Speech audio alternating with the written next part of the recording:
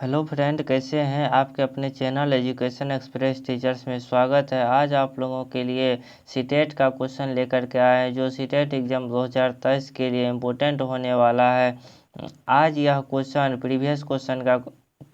Previous years का question है। इस क्वेश्चन को आप लोग ज़रूर देखिए और 10 क्वेश्चन लेकर के आए हैं। सभी क्वेश्चन आप लोग देखिए, इसमें कितना आपका सही होता है और वीडियो के लास्ट में आप लोग ज़रूर बताइएगा।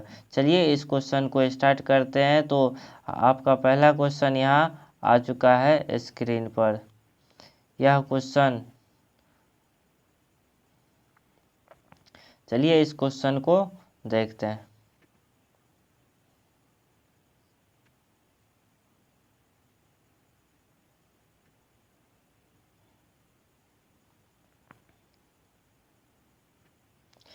यहाँ आ चुका है पहला क्वेश्चन।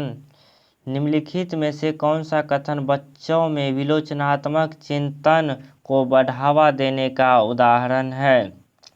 विलोचनात्मक चिंतन, उसमें जिस तरह बच्चों का विलोचन चिंतन करना शुरू कर देता है, तो इस प्रकार किस तरह का इसमें देख सकते हैं। पहले ऑप्शन को पढ़ते हैं, इसके बाद इसका आंसर बताएंगे कौन सा सही है। पता करो कि सटीकता रूप से इलाके में रहने वाले लोग क्या खाते हैं और क्या क्यों खाते हैं। ये सब अगर बच्चे से पूछा जाए तो क्या इसके विलोचनात्मक चिंतन में बढ़ावा मिलने वाला है? तो यह तो ऑप्शन बिल्कुल ही सही लग रहा है, इसीलिए ए को रखते हैं। फिर आगे का भी पढ़ते हैं। बी है, भारत के 10 राज्यों का नाम बताओ। यह तो अगर स्मरण किया हुआ है तो फटाफट से 10 राज्यों का नाम बता सकते हैं। यूपी, उत्तर प्रदेश, मध्य प्रदेश, बिहार। इस तरह से आप लोग सभी फटाफट से बता देंगे। इसमें कोई चिंतन तो हुआ नहीं, इसलिए यह ऑप्शन तो होगा नहीं। आगे देख लेते हैं। यहाँ भी 2 से लेकर 10 तक का पहाड़ा लिखा, आसानी से अगर स्मरण किया हुआ है तो फटाफट से 10 का पहाड़ा लिख सकते हैं, 2 से 10 तक। अगर डी नंबर देखा जाए तो दी हुई कविता को स्मरण करके वाचन करो। किसी कविता को स्मरण करके वाचन कर सकते हैं। इसमें तो कोई ज़्यादा चिंतन को बढ़ावा देने की बात कही नहीं गई है, इसलिए आपका ऑप्शन नंबर ए हो जाएगा। पता करो कि पता करो कि तटीय इलाके में रहने वाले लोग क्या खाते हैं और क्यों खाते हैं। ये सब के बारे में वो कुछ चिंतन करेगा, बढ़ावा देगा चिंतन को। किस तरह से हम लिखे, किस प्रकार से इसे लिखने का प्रयास करें, सोचने की शक्ति बढ़ेगा। तो इसलिए उसे कहा गया विलोचनात्मक चिंतन को बढ़ावा देने का उदाहरण है। तो इसलिए ऑप्शन नंबर आपका ये सही हो जाएगा। तो नेक्स्ट क्वेश्चन की ओर बढ़ते हैं। अगला क्वेश्चन यहाँ आ गया आपके स्क्रीन पे। यहाँ निम्नलिखित में से कौन से कारक द्वारा विद्यालय में बच्चों का अधिगम से जुड़ाव प्रभावित होता है? तो ऑप्शन नंबर ए में है पारंपरिक समाज। अगर पारिवारिक समाज अगर देखा जाए तो परिवार से ही बच्चों अट्रैक्ट करके सीखता है। इसके बाद दूसरा में समकक्षी संबंध। अगर संबंध स्थापित होता है, अगर किसी एक दूसरे के द्वारा अगर वह सीखता है, तो यह भी सही है और यह भी सही है। तीसरा संस्कृति के मूल्य भी होता है, ये भी ठीक है। इसके बाद बच्चों का आत्मसम्मान भी होना चाहिए। जिस प्रकार आज हम आप लोगों को बता रहे हैं, जो आप लोग अच्छे से तैयारी कर सकते हैं, तो आपके मन में कुछ उत्साह होगा, जो हम अपना तैयारी अच्छे से कर सकते हैं और अपना तैयारी करने में लग जाइएगा। अगर आप लोग यह सोचिएगा जो क्या यह सीटेट का हम एग्ज़ाम निकाल पाएंगे, हम नहीं निकाल पाएंगे, पहले ही अगर भयभीत हो जाइएगा, तो यह आपसे नहीं हो पाएगा। इसीलिए बच्चों में आत्मसम्मान होनी चाहिए। तो इसलिए आपका 4 भी सही है। 1, 2, 3 और 4 सही है। तो देखते हैं ऑप्शन नंबर किसमें है। ऑप्शन नंबर सी आपका सही हो जाएगा। नेक्स्ट अगला क्वेश्चन देखते हैं। अगला क्वेश्चन आ गया जीन पियाजे से तो भर भर कर एग्जाम में क्वेश्चन आते रहता है, तो इस क्वेश्चन को मिस ना करें। आप लोग इसका आंसर जल्दी से जल्दी अपने लाइव चैट में देने का प्रयास करें। जीन पियाजे के अनुसार पूर्व संक्रियात्मक चरण में बच्चे निम्न में से क्या कर पाते हैं? बच्चे निम्न में से क्या कर पाते हैं? प्रतिलोमिक चिंतन, प्रतीकात्मक खेल, अनुक्रमित वर्गीकरण, इसके बाद संरक्षण। तो इसमें आप देख सकते हैं प्रतिलोमिक चिंतन तो उतना मायने नहीं रखता। अगर इसमें देखा जो प्रतीकात्मक खेल, अगर बच्चों को किसी पूर्व संक्रियात्मक अवस्था में बच्चों को कोई प्रतीकात्मक खेल दे दिया जाए तो वह उसके लिए जीन पियाजे के अनुसार यह अधिकतर मान्यता दिया गया है। तो इसलिए आपका ऑप्शन नंबर बी हो जाएगा। नेक्स्ट अगला क्वेश्चन। अगला क्वेश्चन यहाँ आपके स्क्रीन पे आ गया है। एक छोटी बालिका प्रतीकात्मक खेल कर पाती है। किसी भी वस्तु को लेकर के या शिक्षक का इस प्रकार से कोई भी खेल सकती है, तो पर वह दूसरे व्यक्ति का दृष्टिकोण नहीं समझ पाता, वह किसी दूसरे व्यक्ति का दृष्टिकोण को भी नहीं समझ पाता है। वह अपनी पकड़ से बाहर की घटनाओं की वजह से आसानी से परेशान हो जाती है। जीन पियाजे के द्वारा सुझाए गए चरण में से कौन सा चरण इस बालिका के वर्तमान स्तर को अंकित करता है? तो इसमें आप बता सकते हैं, जैसे एक छोटी बालिका है, वह कोई प्रतीकात्मक खेल खेल रहा है, उसमें वह अपना दृष्टिकोण को नहीं समझ पाती है, लेकिन वह अपनी पकड़ से बाहर की घटनाओं को आसानी से परेशान जो होती है उसको आसानी से वह समझ सकती है। यह जीन पियाजे के अनुसार किस अवस्था में है? तो यह आप लोगों को बताना है। संवेदीगामक, पूर्व संक्रियात्मक, मूर्त संक्रियात्मक और औपचारिक संक्रियात्मक। इसमें यह आ जाएगा आपका पूर्व संक्रियात्मक अवस्था में, तो ही खेलों का एज कहा जाता है। इसी अवस्था में बच्चे खेल से अट्रैक्ट करके सीखते हैं। तो इस प्रकार आपका ऑप्शन नंबर बी सही हो जाएगा। चलिए नेक्स्ट क्वेश्चन की ओर बढ़ते हैं। अगला क्वेश्चन यहाँ आ चुका है।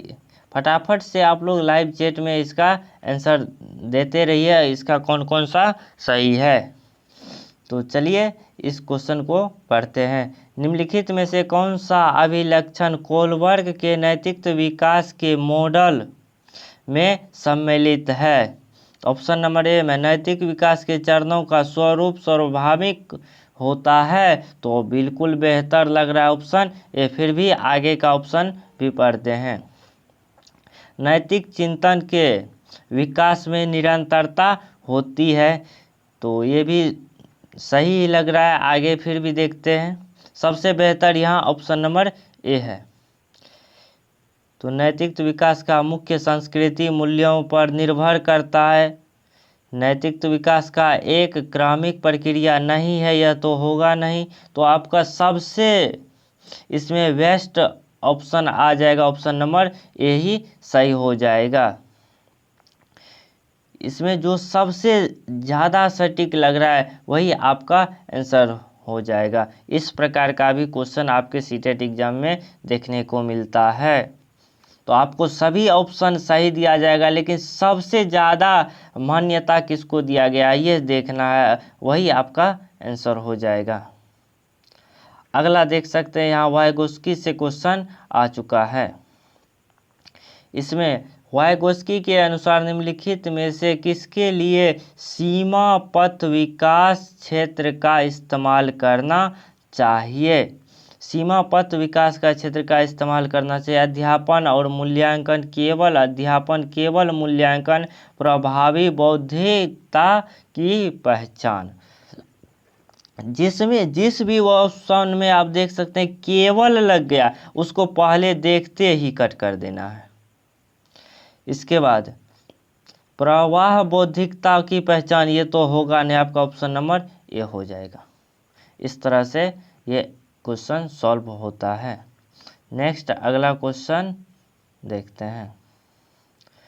अगला क्वेश्चन, एक विशिष्ट संप्रत्यय को पढ़ने हेतु एक अध्यापक बच्चों को सीधा हल किया हुआ उदाहरण देती है।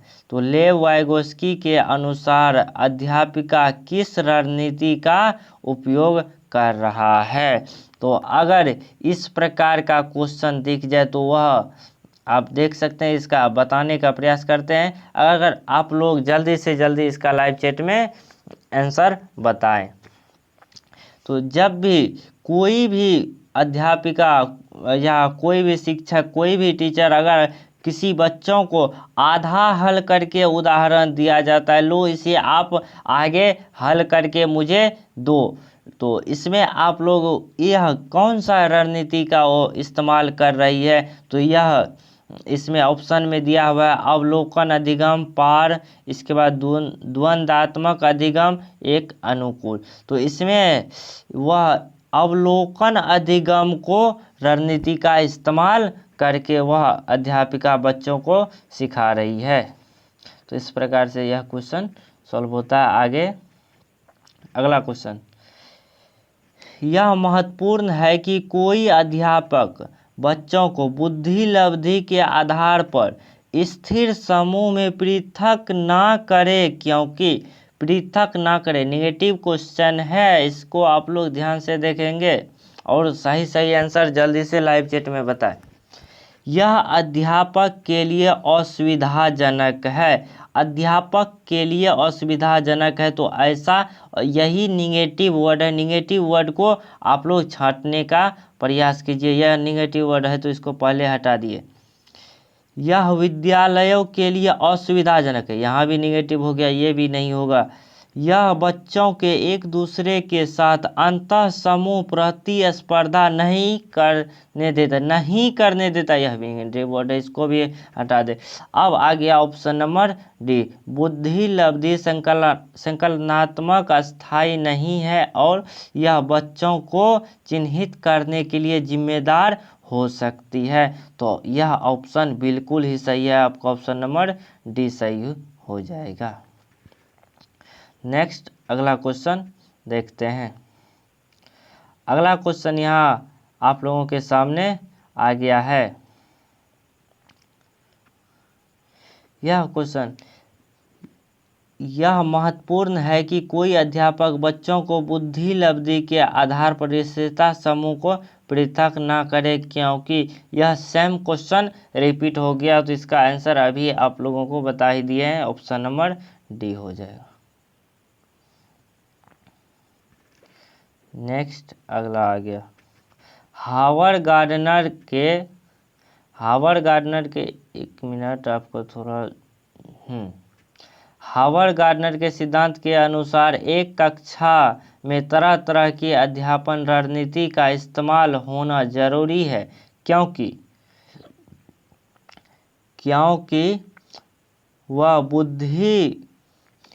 वह बहुबौद्धिकता को निष्पादित, यही एक निगेटिव शब्द है, इसे देखते ही काट देना है। यह सामान्य बौद्धिकता को बढ़ावा देने में मददगार, कुछ लग रहा है, यह गलत तो नहीं कह सकते लेकिन 1% सही लग रहा है। यह तारक विद्यार्थी बनने में मददगार है, यह व्यवहारिक बौद्धिकता को बढ़ाने में मददगार है। तो इसमें आप देख सकते हैं इसका ऑप्शन हो जाएगा,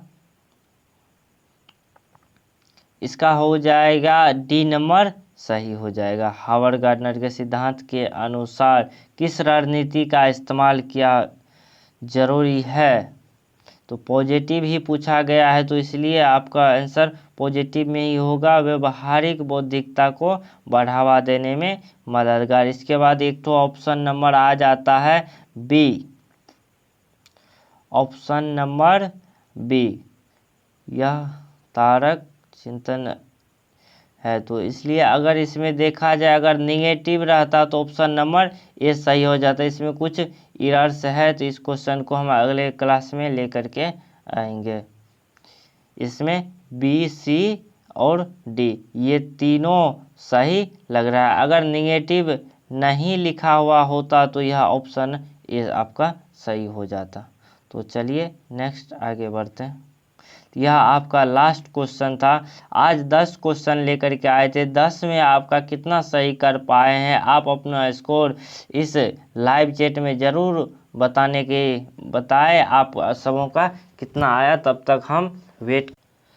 अब आप लोगों का नेक्स्ट क्लास लेकर के आएंगे, उसमें जो कि थ्योरी से 15 क्वेश्चन लेकर के आएंगे और पेडागोजी का भी 15 क्वेश्चन जो कि एग्जाम में पूछा जाता है। 15 थ्योरी से पूछा जाता है तो 15 पेडागोजी से पूछा जाता है। तो इस तरह एक सब्जेक्ट का यह सीडीपी का क्लास था। सीडीपी के क्लास में 15 क्वेश्चन इधर थ्योरी से रहता है और 15 क्वेश्चन पेडागोजी से रहता है। तो 30 क्वेश्चन का यह एक सिलेबस है। इस सब्जेक्ट में 30 नंबर पूछा जाता है। 30 नंबर में 15-15 खंड में बांटा हुआ है, इसलिए 15 क्वेश्चन लेकर के आएंगे, फिर एक क्लास में 15 क्वेश्चन लेकर के आएंगे। इस तरह से आप लोगों का तैयारी यहाँ से स्टार्ट हो चुका है। आप लोग जल्द से जल्द इस चैनल से जुड़े और अपने दोस्तों को भी शेयर करते रहे ताकि उसको भी पता चल सके।